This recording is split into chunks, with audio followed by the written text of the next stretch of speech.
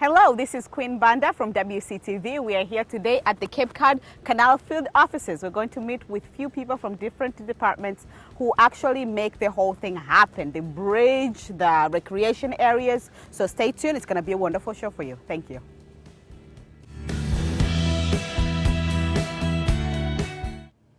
My day is going to begin with Michelle Breen, an assistant park manager. So come on. So I'm the assistant park manager. I work in the natural resource management section of the canal. Yes. We are in charge of the visitor assistance here. So the Army Corps of Engineers, that's kind of a term that they use for providing assistance to people that are here at the canal. Okay, so typically what we do on a usual patrol is I'll grab my gear bag and my ticket book and my morning log. And what I'll do is I'll come out to the vehicle. Everyone's supposed to do a safety check on their vehicles prior to beginning their patrol. So what I'll do is I'll come in here and check out my warning lights.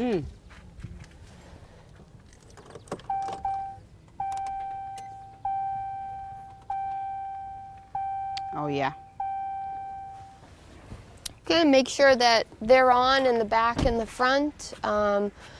It's important for us to have these because even though we don't do typical police work, we're allowed to have blue lights under a special permit because we do enforce rules and regulations at the canal, and we also, because we own the 3 bridges, the railroad bridge and then the 2 vehicle bridges, we often have to conduct road work on the bridges, such as like potholes, or even we'll have to stop a lane if the electricians have to change a light bulb, things like that. So we need to be highly visible, and these lights help with that. We have them in the back as well. So I'll do a safety inspection around the vehicle, check my lights. I'll check our sirens and horns, make sure that that's okay. Look for any damage or anything that could have occurred that we didn't know about. And once I do that check, make sure everything's operational, then I hop in the vehicle. And this is mandatory before you go out? Yes, every single ranger that goes out on a patrol needs to do an inspection of their vehicle prior to operating it.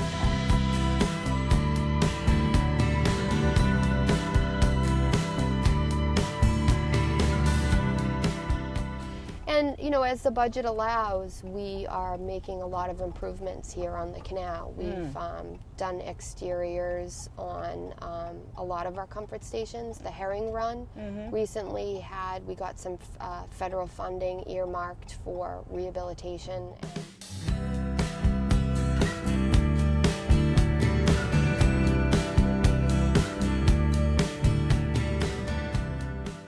On this is herring are anadromous fish, so they begin their life in fresh water and then migrate to salt water and then come back to fresh water to spawn. Okay. And so when they're making their migration from the ocean, they go back to where they were born at Great Herring Pond. Yeah. And this, when they go up the river here, which eventually, leads to the canal. Yes. They have to fight the current. So by having these stairs here, it slows the current down and gives them an advantage to get away.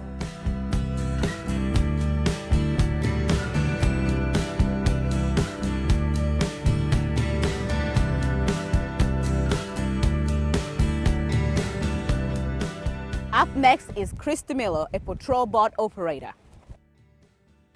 So we have the 2 25-foot safe boats. Okay. So we have one out of the water.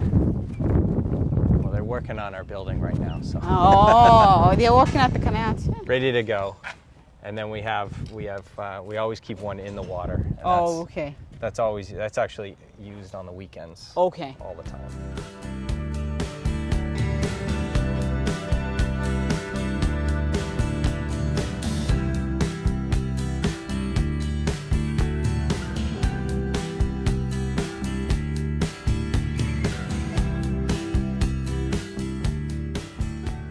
So so basically we're from 7 a.m. to 11 p.m. 365 days a year. Wow. So even in the winter, we're out here because anything can happen. Yes. We exist primarily because the waterway provides recreation. Okay. So we exist strictly to help keep everybody using the waterway safe, and as well as maintaining the waterway. So all of our regulations revolve around safety of the visitors, Yes. and protection of the resource, which is the canal, the banks, everything like that. How many runs do you do in a day? Typically Or in a shift? in the summer, Yeah. we're underway at minimum 5 hours a shift. Oh, okay. Sometimes more. Yes. In the winter, where we're not in our active patrolling mode, it's yes. usually around 3 to 4.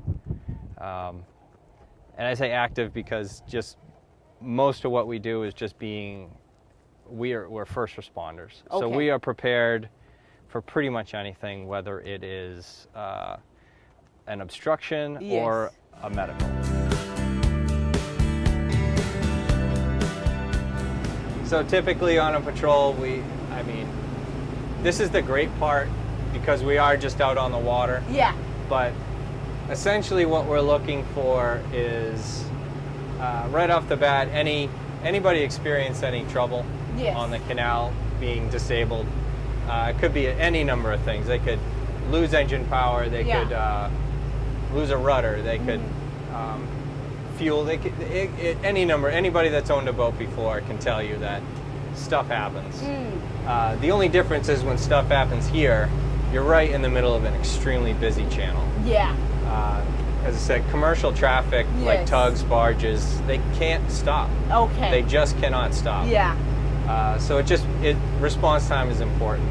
We don't have a lot of regulations on the canal, Yeah. but we do have some important ones. Okay. And What are they? things like speed and wake, Okay. right off the bat. Yes. And that's just because you start confining everybody in a very small area. Their speed and their wake can compound one another, will mitigate damage along the riprap. Okay. The riprap here is susceptible to erosion, Yeah. Yes. and a constant pounding by wakes will speed that along. So a lot of that is also the maintenance of the channel itself. So what do you look for, like now? if So you're what I'm doing looking patrol? for now is just number one, just you build awareness of what's going on in the Okay. canal. Yes. So we're constantly monitoring the VHF radio. Yes. So all vessels over 65 feet must check in. Okay. So we can hear them call in at Hog Island Channel 1 and 2 on the east end. Yes. The west end, or at the breakwater on the east end. Yes. So now we say, okay, we have large traffic in the canal. Okay. Next thing we do is look at the volume of traffic. Yes. It's a Thursday just before noon here. It's Yeah. not that great. But this afternoon it will start to pick up, and by the weekend we'll see 200 to 300 boats Oh my goodness. transiting. And that's when it just becomes a process of just, number one, just maintaining a presence. Yes. And number two, just being aware of what's going on. So a significant portion of people that we assist either don't have a VHF or don't use it. Oh, okay. We're out active patrolling, we'll see it happen, Yes. go to investigate, and they'll say, yeah, we're having some trouble here. But all of the engine Yes. and functions are electronically controlled. Okay. And that's so that they can meet the emissions requirements. Yes. So this little computer here is like the brain of the engines, and it controls all the functions. So just like in your car, your car has a tachometer to tell you how many RPMs the engine's Yes. running. Yeah. Well, we don't have a speedometer. We have a way to measure the speed that we're traveling, Oh, which okay. right now is about 9.3 knots. Okay. Because we're going with the current. Yes. But this monitors the functions of the engine. So we actually operate the engines based off of tachometer speed. Okay. Okay, and then we also monitor things like the coolant water temperature, the oil pressure, Yeah.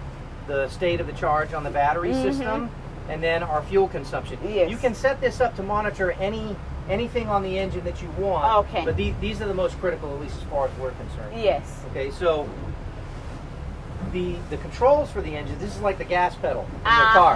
There's no brake. There's no brake. But this is like the gas pedal. Okay. So you have a throttle control or a gas pedal for each engine. So Yes. this is for the starboard engine. This is for the port engine. But again, because everything's electronically controlled, the engine controls, actually what we do to make them more efficient is we synchronize them. Oh, okay. So we have the synchronized function activated, so both engines are being controlled off of this Okay. throttle. Yeah. So if I advance it a little bit, you'll watch the RPM, you'll hear the engine Oh, sound yes. change, Yeah. and then the RPMs increase. Yes. So that way, the computer is operating the engines at the most efficient speed. and Yes. It's keeping everything matched. So your fuel consumption's better. You can see we got a tug and barge coming. Yeah. So it's just like when you're on a road with a Oh, car. okay. You want to stay over to the right side, and everybody passes on the left side. Oh, of each other, okay. So a boat doesn't respond as quickly as a car does. A car, you turn the wheel, You go, yeah. it turns. It takes a little bit longer Okay. with a boat. So turn the wheel to the left just a little bit. You'll see it. See how it starts to make a slow turn? to the Yes, left? yeah. Now you have to correct. So turn it back to the right a little bit. Right about there. That's perfect.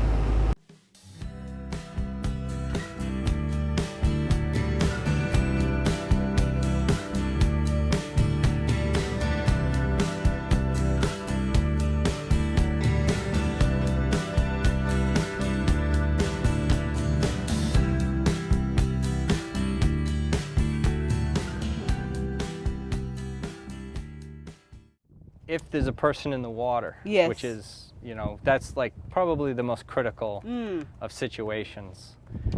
Person in the water, we do have the life raft. It has Yes. a light on it in case it's night, and Yeah. it's always attached to a line so we can reel them back in. Okay. All our boats carry oxygen. All our boats carry an AED Yes. for any heart emergencies or medical emergencies. Let's see. I can show you what. So all these lines here, we're able to use to tie up to any disabled boat. Oh, okay. Whether it's take them in tow or take them alongside. So we have anything from a larger line to that clip Yes. I was telling you, we can tie right into the bow if they don't have anything above board to tie to. Yeah. As far as a vessel on fire, we carry a dewatering pump, which we can hook right up to our boat's electrical system. We can pass this right on board. Yes. We can dewater the boat if necessary. Oh, okay. It's actually possible to hook it up to their own battery system Yes. if it's a really large boat, but we are ready to dewater in case that becomes necessary. The other things we have on board is a collapsible stretcher. It's Okay. called a Stokes litter. And it also has flotation on it in Yes. case somebody's in the water, can't be moved. It's very difficult to take, say, an unconscious person from the water. Yes. So we can actually work in the water or on board. Okay. It also makes it a lot easier to get somebody off the boat Yeah. if they become unconscious. Yes. The other thing we have is, like you had noticed before, the bunks, just someplace for somebody to lay their head, Yes. blanket to wrap them. We Yes. also carry what's called TPAs, thermal protection aid. Okay. You probably see them after marathons. They wrap in the foil Yes, blankets. yeah. Yeah, we carry those on board. First aid kit. Oh, okay. We are ready to assist. You're the ambulances in the water. A little less than that. Yay. As I said, we're the ones that want to get you to the ambulance. Oh, just okay. as fast as possible. All right. This is actually a 6-person life raft. Wow.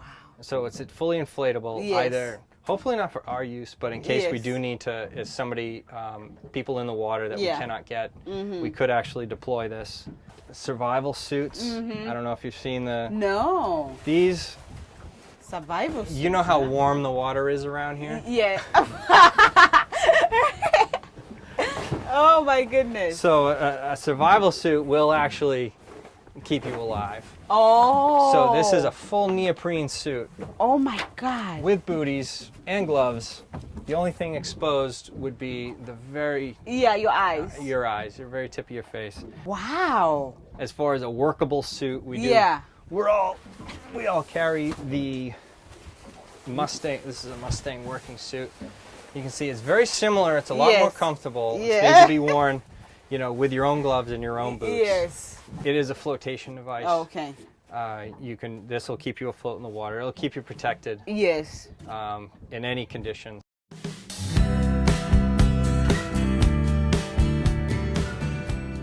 As I said, we do twice daily checks and even more in-depth engine checks on Mondays and Fridays. And what are you looking for when you do your daily checks? Our daily checks, we're looking for any fluid in the bilge. Yes. We're looking for, because that'll indicate a leak, either diesel or Yes. hydraulic. Yeah. We're checking our batteries, making sure there's no corrosion going on. We're checking our engine oil. Yeah. And again, this is all preventative, so we can keep these up and running when we need it in an emergency.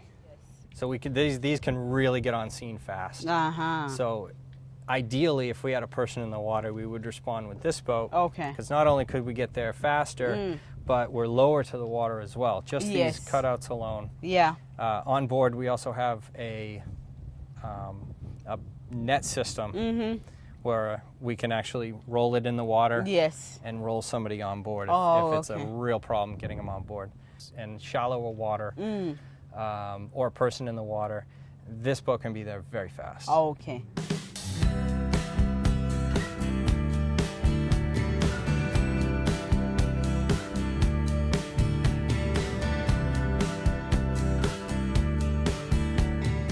Up next, we're going to meet with Richard Uronis, a marine traffic controller. So join me. Okay. Yes. Well, we're here in the Marine Traffic Control Center. My name is Rich. I'm one of the 8 marine traffic controllers that work in here. There's one of us in here 24 hours a day, 7 days a week, all year long. What we're doing is controlling traffic in the Cape Cod Canal. We're primarily interested in vessels that are larger than 65 feet, or 65 feet and larger. And those are the vessels that we interact with on a regular basis, talking with them, finding out what type of cargo they're carrying, where they're coming from, where they're going to, what the name of the captain is, how deep the vessel is, how high the vessel is, when taking into consideration the bridges. Yes. And then they'll check in with us at various points through the canal. We'll monitor their progress through. Sometimes we run into issues with some of the vessels if they're very deep or if there's sufficient power. As you've probably seen today, the current can be pretty strong in either direction. So sometimes if they're pushing against the current, they may not have enough power. We'll just monitor their progress. And in some cases, we won't even let them in against the current Yes. until the speed of the current has slowed down enough or even reversed, and so they can go with it. But in addition to that, we pay attention, especially this time of year, to all the recreational boaters. Yes. We do our best to monitor their progress, monitor their speed. We have several cameras throughout the canal. We have radar. We have automated information system as well that can tell us vessel speeds and various other operator input information. If we see vessels that are operating in an unsafe manner, we can contact them on the radio, or we work closely with the boat crews, and we can dispatch a boat. We work also closely with the rangers. We're kind of a clearinghouse in here for phone calls from the harbor masters in town, which is the Wareham Harbor Master, Bourne, Sandwich, the fire departments, the police departments, because throughout the canal there's a lot of service roads that people use for recreation, and sometimes we have biking accidents or even people falling on the riprap. Whatever it may be, we receive a lot of the calls in here, and then we'll dispatch either a boat or a ranger out to the scene. When you mention unsafe manners, how do those look like? Well, a lot of times people drive too fast. Just like on the road, there is a speed limit in the canal. The speed limit is 10 miles per hour for all vessels. which is just a little less than 9 knots. And a lot of people aren't aware of that. Okay. Some of the other situations that we run into is larger ships, one coming in each end. Yeah. We monitor their progress and we prevent them from meeting in certain locations in the canal. One of those areas is right here in front of us. Yeah. This is actually the narrowest portion of the canal. Okay. So we wouldn't want 2 large ships meeting here. Yes. And then also we prevent them from meeting at any of the bridges, the Yes. Bourne Bridge, the Sagamore Bridge, Yes. or at the east end.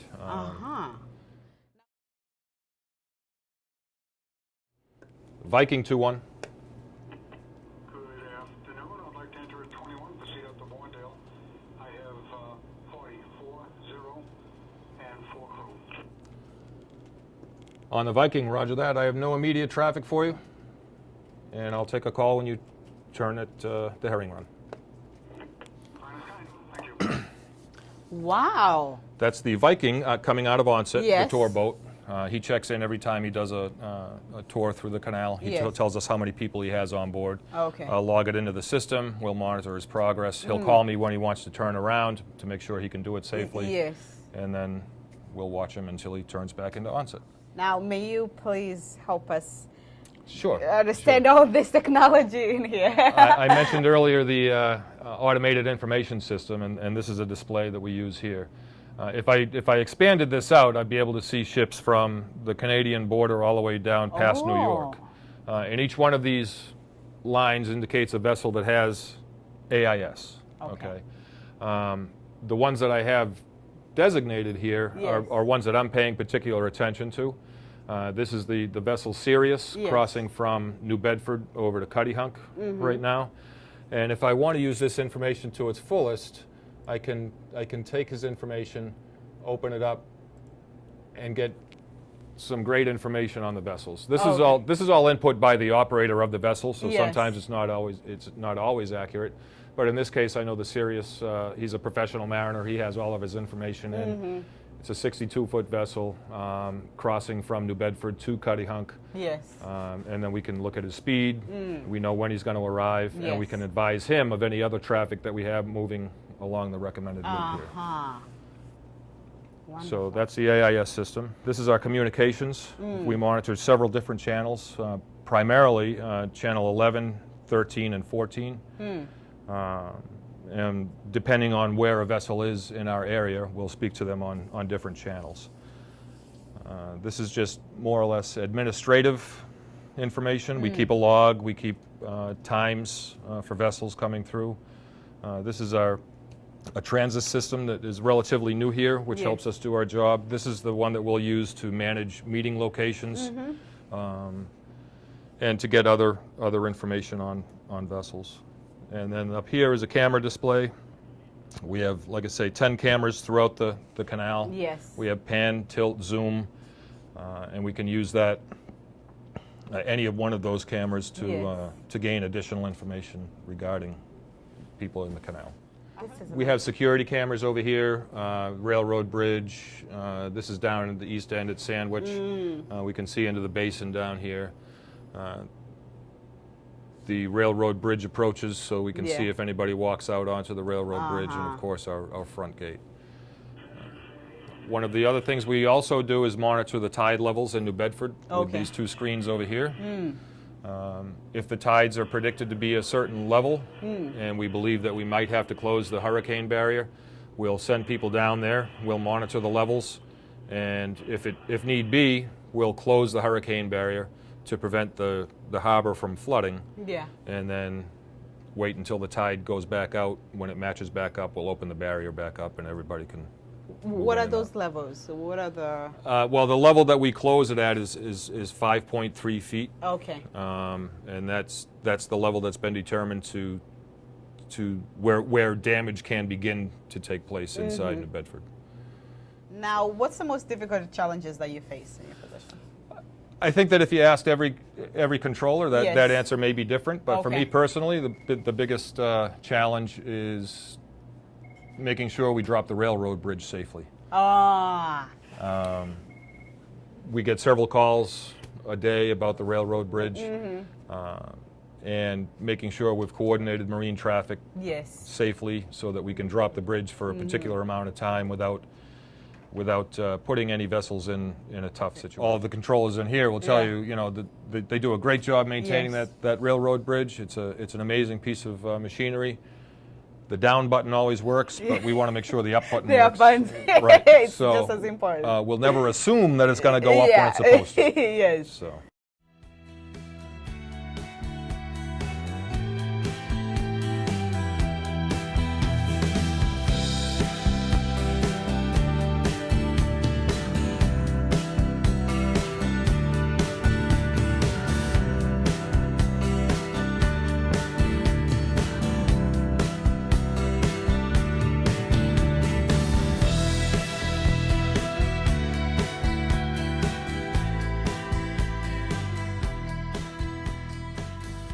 It is. Okay, what do you want to know? I want to know everything. I pretend I am your intern and I can sub for you as you're going to lunch. So I need Okay. to know what to do if the light goes on. I want to know what your routine is when a train is about to come here, the procedures that needs to take place before the train crosses, and when the train is done crossing, when the bridge goes up. I don't know everything. Okay, then let's start. The train, first off, they call for the bridge approximately 10 minutes out, okay, when they're going to be here. At that point, I call the MTC, which is next door, Marine Traffic Controller. He's in charge of the canal, as the marine traffic, just like an air traffic controller. Yes. So he knows what shipping is coming through and whether or not there's any large vessels coming through. If it's a barge or a large ship, they can't just anchor in the canal. So if the canal is clear, Yeah. he sends out a patrol boat, goes up current of me. Right now, it's going out, so he'd be up there. Once the patrol boat is in position, they know the canal is clear. Yes. They allow me to drop the bridge. Just a few little things I have to do. I drop the bridge Yeah. down, and at that point, control gets taken away from me and goes up to the tower up there. Okay. There are derails north and south of the bridge Yes. to prevent the train from coming on the bridge right now, Yeah. which would be a bad thing. They'd get wet. So anyways, once I come down, I release my power to the tower operator. He lines the steel for the track, which gives the train the ability to go across. Once that's done, he unlocks the steel. The track is what I'm talking about, steel. Yes. He opens it up again, and then I've got my power back, bring the bridge up, and it's all done. Simple as that. So they take away your power when the train. Wow. Yeah, that's an old system. Yes. They didn't want one guy having the ability to say, "Yeah, train, come along," and then pick the bridge up, do a little joke on him. Yes, type of thing. yeah. Two people have it, so there's Yes. more control over it in that manner. But Okay. it's as simple as that. Really? Simple as that. Just hit a button, it makes it work. Now which button is that? It's the one that says down. There's an up and there's a down. There's an up and there's a down. Just as simple as that. Yes, ma'am. And what's about all these other Christmas lights that we see? There's a here? bunch of other things that I really can't tell you about. Oh. But most of it is just indications of points out in the field. Yes. Span locks, upper and lower span locks, positions on the bridge. All indications that the bridge is working correctly. Yes. If something goes wrong, emergency lights come on, bridge stops. Yes, Hopefully it's yeah. in skew and it stays all good, and we come fix it and make it work again. Uh-huh. Pretty much most of the time it works all the time.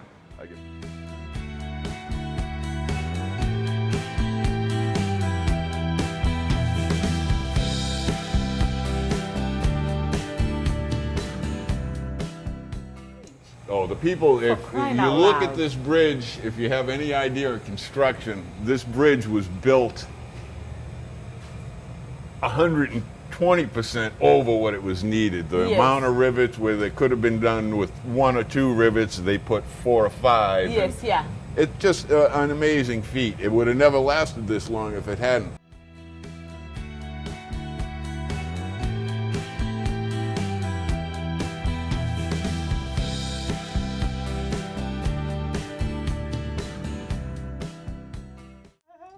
So this is the elevator. This is the elevator. Yeah, it ain't much of an elevator, I but think it it's was just meant for one person, right? well, we get a few in here every now and again. Now, what kind of parts? And do they replace parts frequently, or most of the parts are holding pretty fine? Oh, I'll show you upstairs. I can show you some pretty interesting stuff. Most of the equipment is all original. Yeah. In 2004, we did have a rehab, and they changed a lot, like the motors, a couple of the brake systems, and so on. I'll show you upstairs, but the majority of it is all original equipment. Oh my goodness. Okay, all of the black equipment in here is all original equipment. The gray stuff was installed in 2004, except for that brake unit Yes. right there.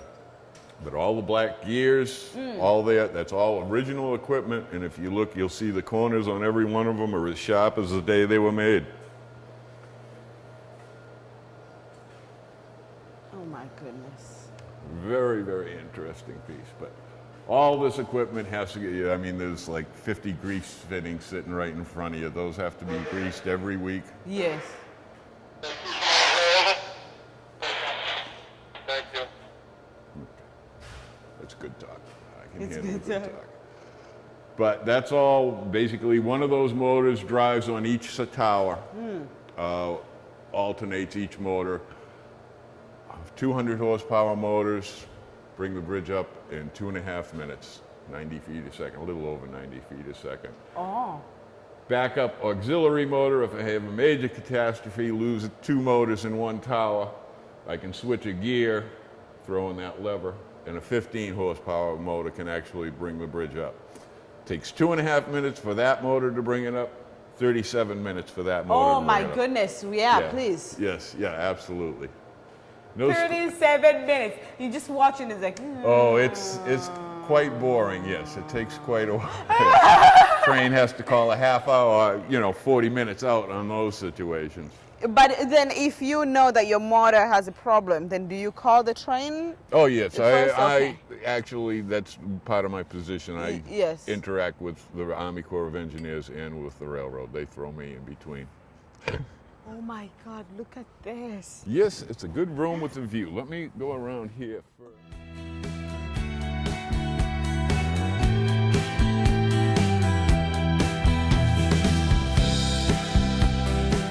But that's the shiv gear, one of 4 shiv gears in each tower.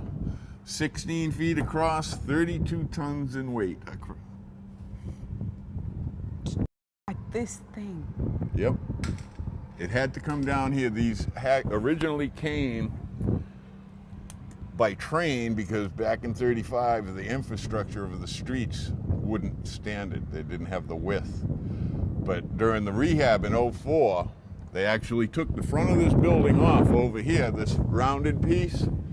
They took all this off, extended the beams that's the shiv gears are sitting on, out to here, and then we rolled them out, and then had a 370-foot crane barge sitting right down here that picked up the shiv gear, spun it around, and dropped it on a flatbed down there. They had to be taken out to a machine shop to have the shafts taken out of them and new shafts put in. Now I see these wires. Do you know Yes, what the is cables. The cables, yeah. What It's are all my equipment going across to the south side. There's multiple spare cables in there, but the majority of them on one side are all in use anytime we operate the bridge. they? Okay. They're just the power cables, control circuits, and communication cables that get from side to side. Uh-huh. That's all the red lights down, all those colored Yes, lights, yeah. it's all the information's coming across those cables. Oh, okay. We also have other things, like we've got the open cape. We've got a couple of cables that are actually doing the open cape fiber optic network that go over the bridge too.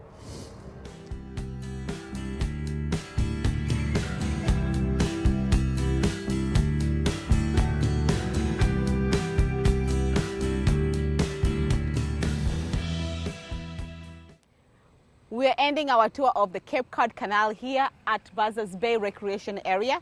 Thank you so much for watching WCTV. With me, your host, Queen Banda. Have a wonderful day.